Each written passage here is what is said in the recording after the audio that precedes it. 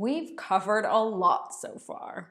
So at this point, we can slow down a bit, take a step back, and do some fine-tuning.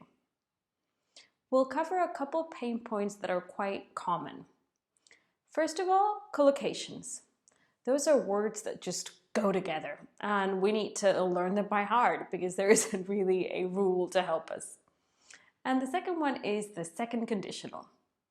So let's start with the first one, collocations. Is it do a mistake or make a mistake? You might know that one. If you don't, we'll get to it. I'll give you the answer in a few minutes. And we'll review other interview-related collocations that might cause problems. So here are a few examples of collocations with the verb make. Make a decision, make money, and make a mistake. So if that's the one that you are thinking of, you're right, make a mistake. Let's see some sentences. Once you make a decision, you need to get to work. Our electronics division made a lot of money in the first years in the market. I made that mistake once. I'll never make the same mistake again. Now, here comes the trickiest one. So if you remember one collocation from this section, make it this one. For the general idea of taking action on something or anything, we use the verb do. To do something, to do nothing, to do anything. Let's see some examples of that. There's a lot to do before we meet.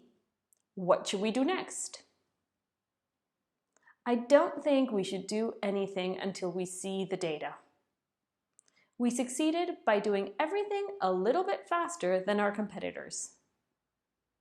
Other things you can do are work or research. Let's see some examples of this in a sentence. We have a lot of work to do, so let's get started. That's what my gut tells me, but we have to do some research. Here are a few more collocations that often come up.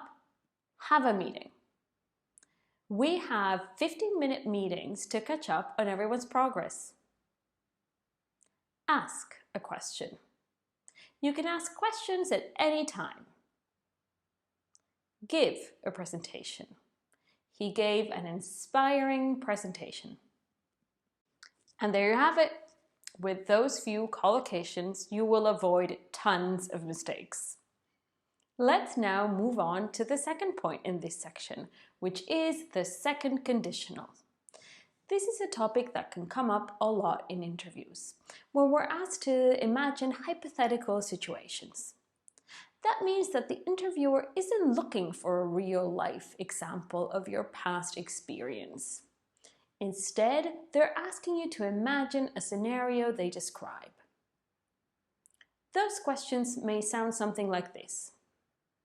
What would you do if a colleague told you that a demo wasn't working 5 minutes before you presented it to a client?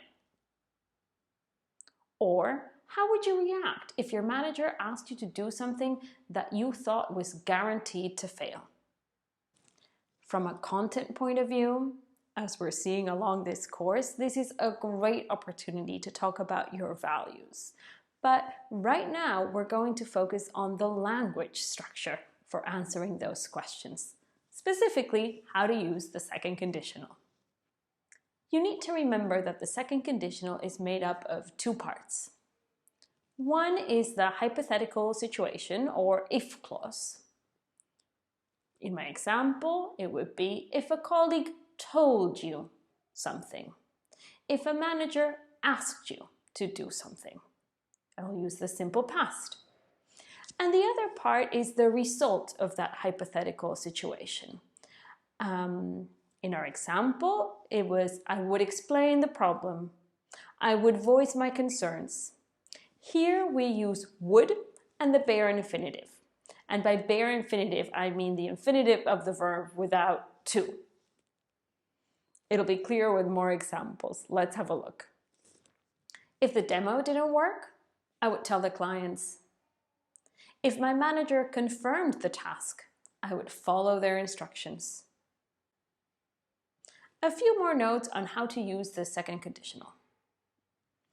The order of these two parts is interchangeable. It doesn't change the meaning if we change the order. The if clause can go at the beginning or at the end. Another thing to keep in mind is that if the if clause is already obvious in the context, maybe because the interviewer already asked it, you can omit it in the sentence.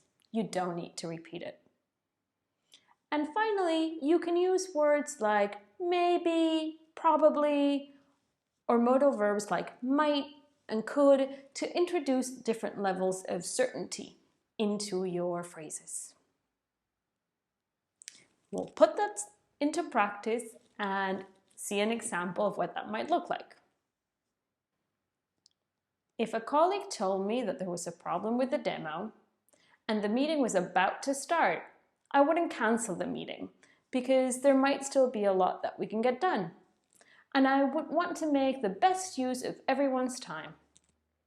I imagine the issue would probably come up during the meeting.